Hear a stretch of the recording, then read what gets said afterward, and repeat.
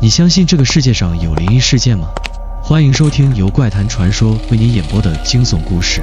午夜时分，山路显得格外寂静，风从山谷间穿过，像是在低声呢喃，夹杂着细微的沙沙声，让人分不清是风声还是脚步声。主角阿杰开着一辆老旧的小货车，车头的灯光在山路上投射出一道孤单的光束。他是台中一家物流公司的司机，因为货物送达延误，不得不赶夜路，选择了传闻中阴气很重的大坑隧道作为捷径。你准备好看完这个故事了吗？这条路虽然近，但晚上可别乱走啊！阿杰脑海里回荡着白天同事的警告，几个老员工讲起过隧道的传闻，说那里车祸频发，尤其是深夜，不少司机看到奇怪的东西，吓得连车都不要了。阿杰一边握紧方向盘，一边安慰自己，都是吓唬人的，别自己吓自己。车载收音机低声播放着一首老歌，旋律单调，却有种莫名的压抑感。忽然，电台发出一阵刺耳的杂音，像是信号干扰。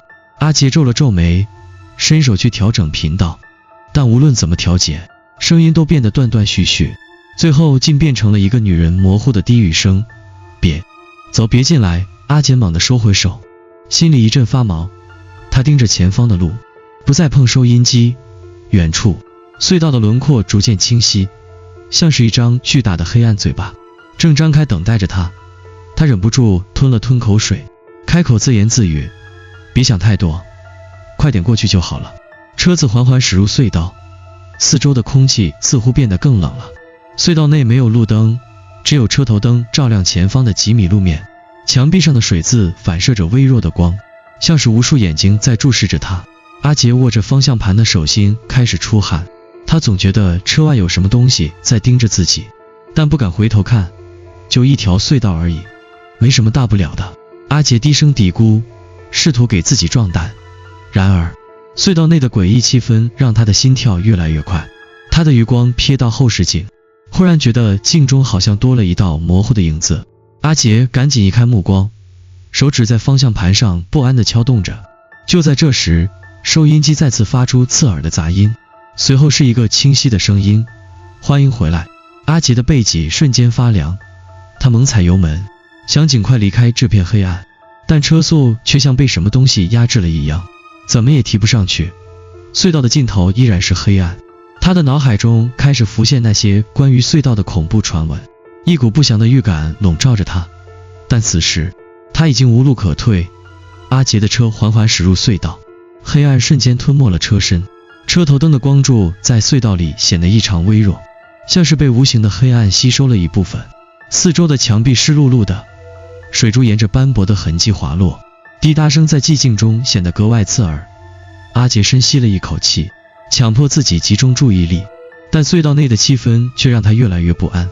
空气似乎变得异常寒冷，冷得像是冬天的寒潮突然袭来。阿杰伸手调高了车内的暖气，但无济于事。他搓了搓手，发现手指竟然开始发僵，仿佛这寒意是从骨头里渗出来的。他的目光扫过仪表盘，发现温度计的指针正缓缓向下滑动，指向一个不可能的低温值。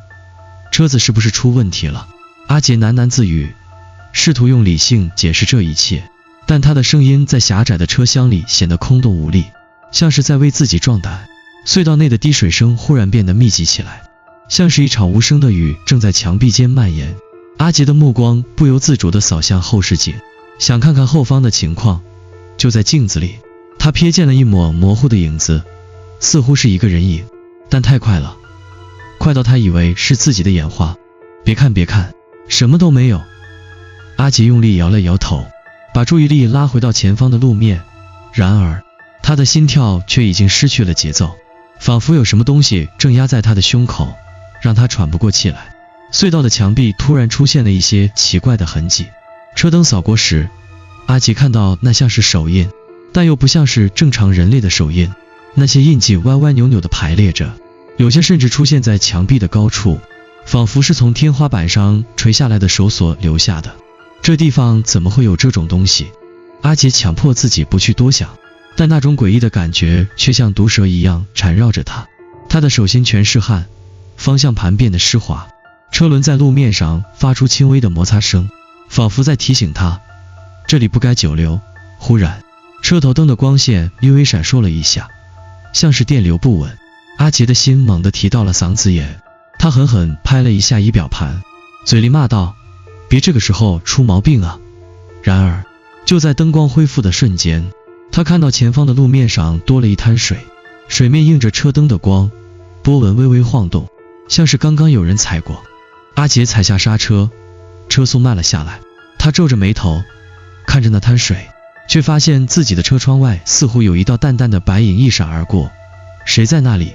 阿杰下意识地喊了一声，但回应他的只有隧道深处传来的回声。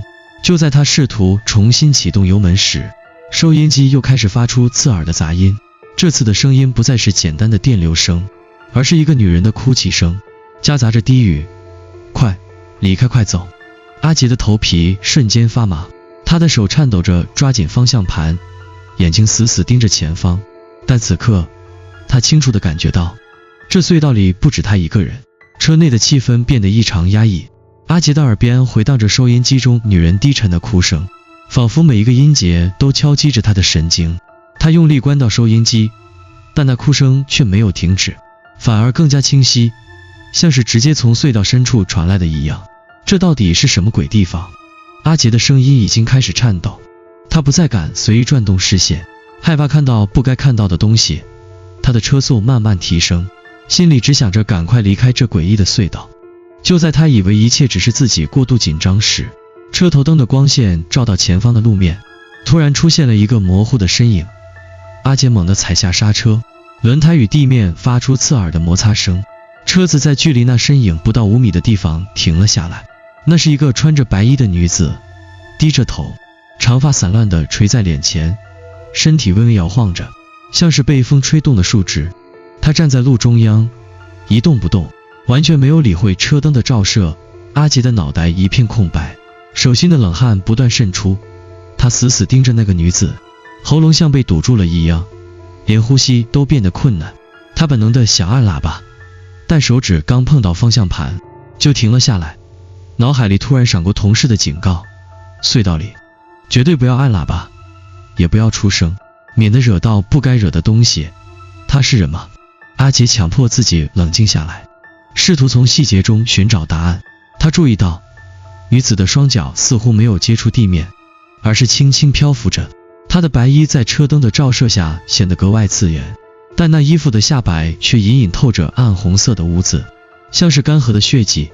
阿杰的呼吸越来越急促，他的理智告诉他应该倒车离开这里，但他的身体却僵硬得像被钉在了座椅上。他的目光被那女子吸引着，无法移开，心跳如同鼓点般在耳边轰鸣。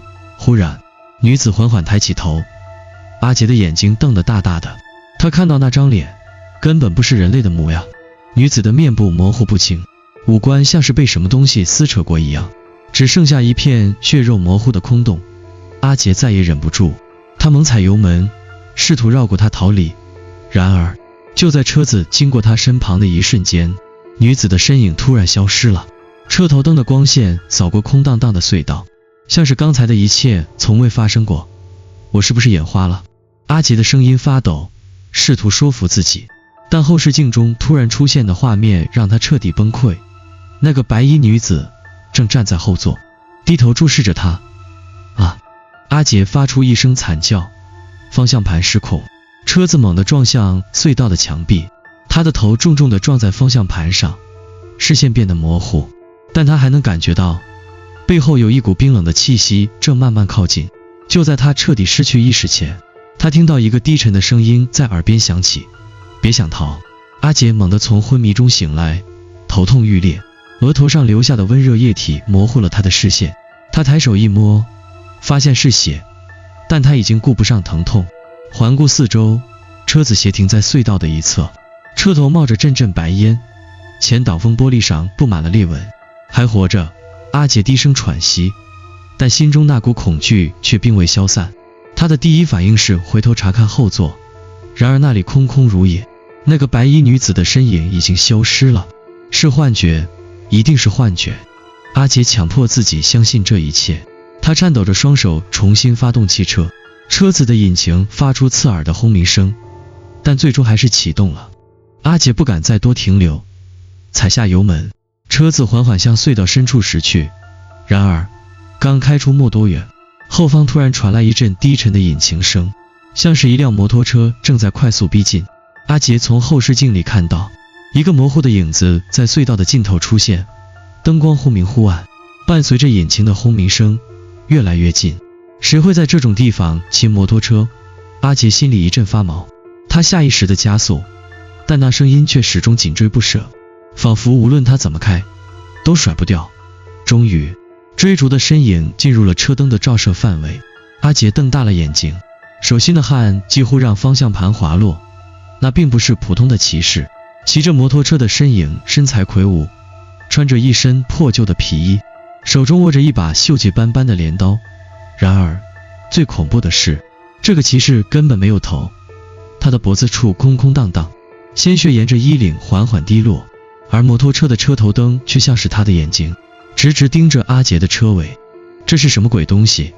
阿杰惊恐地喊出声，他猛踩油门，车速飙升，但无头骑士的摩托车速度更快，像是一道黑色的闪电，死死咬住他的尾巴。隧道里的气氛愈发压抑，阿杰感觉空气变得稀薄，呼吸越来越困难，他的视线开始模糊，耳边只剩下摩托车的轰鸣声和镰刀划过空气的尖锐声响。突然，砰的一声巨响，车子的后视镜被什么东西击碎了。阿杰从碎裂的镜片中看到，无头骑士的镰刀正高高举起，下一秒便会砍向他的车顶。快！快！阿杰拼命踩下油门，心中只有一个念头，逃出这个鬼地方。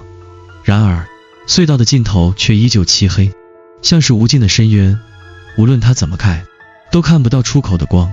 就在阿杰快要崩溃时，无头骑士突然发出一声低沉的咆哮，像是来自地狱的怒吼。骑士猛地挥下镰刀，重重砍向车尾，车身剧烈震动，阿杰的车速也开始不稳定。他回头一看，发现车尾的金属已经被镰刀敲开了一道深深的裂痕。别追我！别追我！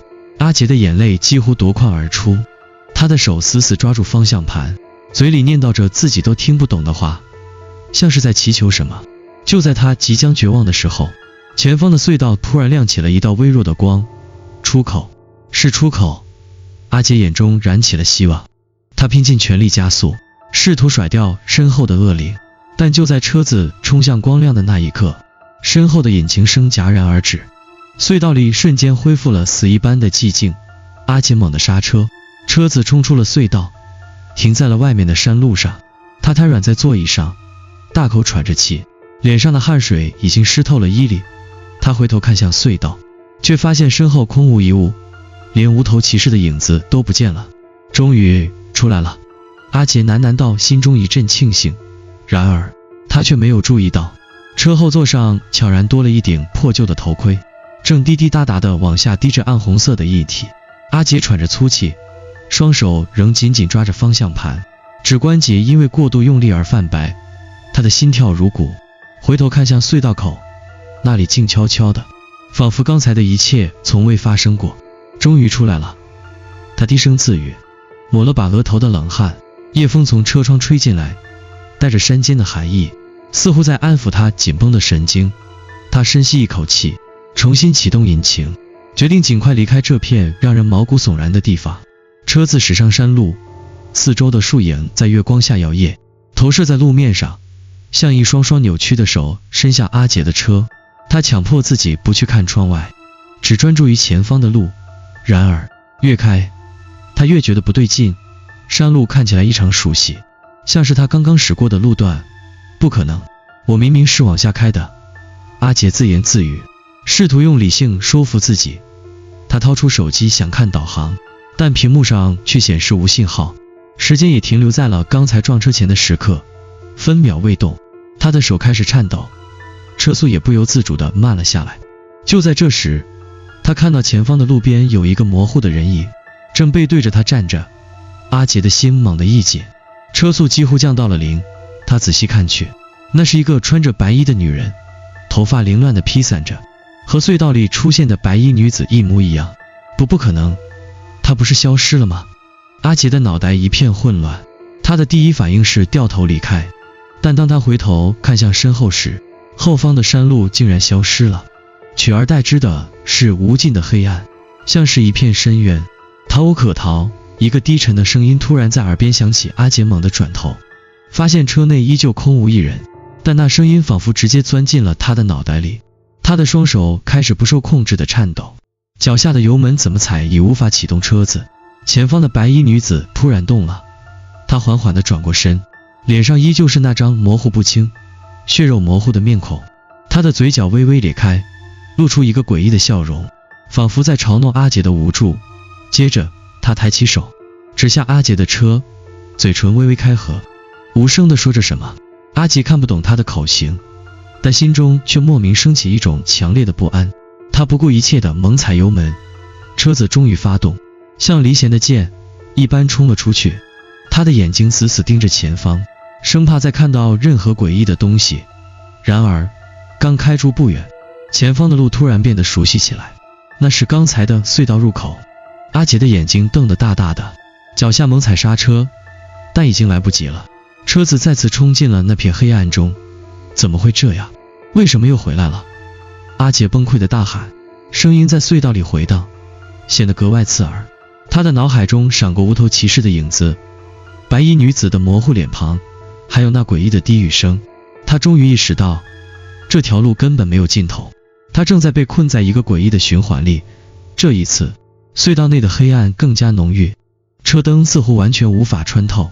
阿杰只能凭借本能继续向前开，但无论他怎么开，隧道的尽头始终没有出现。车内的温度越来越低，寒意仿佛要将他整个人冻结。忽然，后视镜中再次出现了那顶破旧的头盔，他安静地躺在后座上，滴下的血液已经将座椅染成了暗红色。紧接着，一只苍白的手缓缓从后座伸出，抓住了阿杰的肩膀。你逃不掉的。耳边传来熟悉而冰冷的声音。阿杰尖叫着猛打方向盘，车子失控地撞向了隧道的墙壁，巨大的冲击力让他再次失去了意识，黑暗彻底吞噬了他。隧道里只剩下眼前熄火的回音和滴答作响的血液声。阿杰再次醒来时，四周已经变得异常安静，头顶的车灯微弱地闪烁着，照亮了车内破损的空间。他发现自己仍然坐在驾驶座上，安全带勒得他胸口发闷，身体却无法动弹，仿佛被无形的力量牢牢定在了座椅上。这是哪里？阿杰喃喃道，声音沙哑的像是从喉咙深处挤出来。他试图转动脑袋，但脖子僵硬的像铁块。就在这时，他发现车窗外的景象变了，不再是漆黑的隧道，而是一片模糊的灰白色雾气，像是被困在了另一个世界。他低头看向自己的手，却发现手背上多了几道深深的抓痕，血已经凝固成了黑褐色。他的记忆开始变得模糊，刚才发生的一切像是被打乱的拼图，碎片零散地浮现在脑海中。你终于醒了。一个低沉而沙哑的声音突然从车内响起。阿杰猛地抬头，发现后视镜里出现了一张陌生的脸，那是一张苍白到几乎透明的面孔，眼窝深陷，嘴角微微上扬，露出一抹诡异的笑容。你是谁？阿杰大喊，拼命挣扎，试图摆脱束缚，但那张脸却没有回答，只是静静地注视着他，像是在审视猎物的挣扎。你还记得吗？这里不是你第一次来。那声音再次响起，带着一种难以言喻的寒意。阿杰的脑海中突然闪过一幅幅模糊的画面，自己和几个朋友深夜飙车喝酒狂欢的场景，还有一声刺耳的刹车声。接着是一个骑摩托车的男人倒在血泊中的画面，他的头盔滚落在路边，鲜血染红了整个山路。不可能。阿杰的瞳孔剧烈收缩，额头冒出冷汗。他终于想起了那段被他刻意遗忘的记忆。几年前，他和朋友在这条山路上飙车，撞倒了一名骑摩托车的男子。为了掩盖罪行，他们没有报警，而是将尸体连人带车推下了山崖。你欠下的债总要还。后视镜中的脸缓缓开口，声音中透着无尽的怨恨。阿杰的呼吸急促，身体开始剧烈颤抖。他的目光扫向后座，发现那顶破旧的头盔此刻正静静地躺在座位上，旁边多了一件破烂的皮衣，仿佛在等待着什么。不是我一个人的错，阿杰大喊，声音中夹杂着恐惧和绝望。他试图推开车门逃跑，但无论怎么用力，车门纹丝不动。就在这时，四周的雾气开始涌动，逐渐凝聚成了一个人影。那是一个高大的男人，身穿皮衣，头盔被他夹在手中，他的脖子上是一道深深的血痕，鲜血不断从中涌出，但他的步伐却异常坚定，一步步朝着阿杰走来。不，别过来！阿杰疯狂地拍打着车窗，但那男人的身影已经站在了车旁。他缓缓抬起头，空洞的眼窝直视着阿杰，嘴角微微咧开，露出一个令人毛骨悚然的笑容。你能逃到哪里去？男人低声说道，随即举起了那把锈迹斑斑的镰刀，狠狠地砸向车窗，玻璃碎裂的声音在寂静中格外刺耳。阿杰的尖叫声戛然而止，下一秒，四周的一切再次陷入了死一般的寂静。车子孤零零地停在隧道深处，车内早已空无一人，唯一能证明阿杰存在过的是驾驶座上那一滩尚未凝固的血迹，以及后座上破旧的头盔，依旧在滴滴答答地渗着暗红的液体。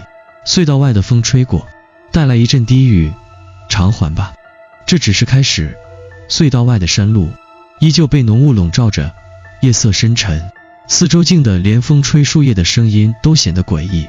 阿杰的车不知何时已经驶出了隧道，但车内却空无一人，驾驶座上的血迹也渐渐干涸。不远处，一辆老旧的货车缓缓驶过，司机老李正在听广播，他是这条山路的常客，常年开夜车运货，对这里的每一处弯道都熟悉的像自己的手背。然而今晚的气氛却让他感到不安，奇怪，这段路怎么感觉比平时阴森？老李自言自语，手下意识地转小了广播的音量。广播里正播放着一首老歌，音质沙哑，仿佛从几十年前的录音机里传出，带着一种年代久远的破败感。就在他即将转过一个弯道时，广播突然发出一阵刺耳的杂音，随即切换成了一个低沉的男声，今晚的夜真安静啊，各位夜行的司机朋友，请注意安全，不要迷失在路上。老李猛地一怔，广播里这个声音让他感到莫名的寒意。他本能地伸手去调频，却发现旋钮根本无法转动。广播的声音越来越清晰，像是在他耳边低语，如果你看到一辆没人驾驶的车，不要停下，也不要回头。那个声音突然变得冰冷，带着一种不容置疑的威严。老李的手心冒出冷汗，他转头看向前方的路，却在雾气中隐约看到一辆熟悉的车停在路边。那是一辆黑色的小轿车，车门紧闭，车内漆黑一片，似乎没有任何人，但车尾的刹车灯却一闪一闪地亮着，像是在召唤什么。这不是刚才从我身边开过去的那辆车吗？老李皱起眉头，心中升起一股不祥的预感。他记得清清楚楚，刚才在下一个隧道口，他还看到这辆车从自己身边擦肩而过，车速很快，怎么会停在这里？老李的脑海中闪过无数念头，他犹豫了片刻，最终还是踩下刹车，把货车停在了路边。他的手伸向对讲机，想联系山下的派出所，却发现对讲机也失灵了，只有断断续续的杂音。就在他纠结是否要下车查看时，广播里又传来了那个低沉的声音，不要停下，也不要回头。这句话像是一记警钟，让老李全身的汗毛都竖了起来。他深吸一口气，决定听从直觉，重新发动货车，绕过那辆黑色轿车。然而就在他准备踩下油门的一瞬间，车窗外突然传来了一阵轻微的敲击声，咚咚咚，声音节奏缓慢而清晰，像是有人用指节敲打着车窗。老李僵住了，他的目光缓缓移向窗外，却什么也没看到，只有浓雾在车窗外游动。有人吗？老李壮着胆子低声问道，但没有任何回应。敲击声却再次响起，这一次变得更加急促，仿佛在催促他开门。老李的心跳得越来越快，他咽了咽口水，双手死死握住方向盘，不敢有任何动作。忽然广播里传来了一声尖锐的笑声，随即是一个女人的声音，低沉而沙哑，别害怕，开门啊，我只是迷路了。老李的身体瞬间僵硬，冷汗顺着脖子流进了衣里。他用余光瞥向后视镜，却发现一个模糊的白影正坐在货车的后车厢里，脸上挂着诡异的笑容。那张脸逐渐清晰，正是隧道里出现过的白衣女子。你是谁？老李的声音颤抖着，但后视镜里的白影没有回答，只是缓缓抬起手，指向前方路边的黑色轿车。老李的脑袋嗡的一声，他终于明白了，那辆车并不简单，而现在自己也已经深陷其中。他不顾一切地猛踩油门，货车发出一阵轰鸣声，冲进了浓雾之中，雾气在车尾翻涌，渐渐吞没了那辆黑色轿车。而广播里的声音再次响起，带着冰冷的嘲笑：逃不掉的，谁都逃不掉。货车的影子逐渐消失在远方，山路上再次恢复了死一般的寂静。黑色轿车的刹车灯闪了几下，随即熄灭，车内的头盔静静地躺在座椅上，仿佛等待着下一个旅人。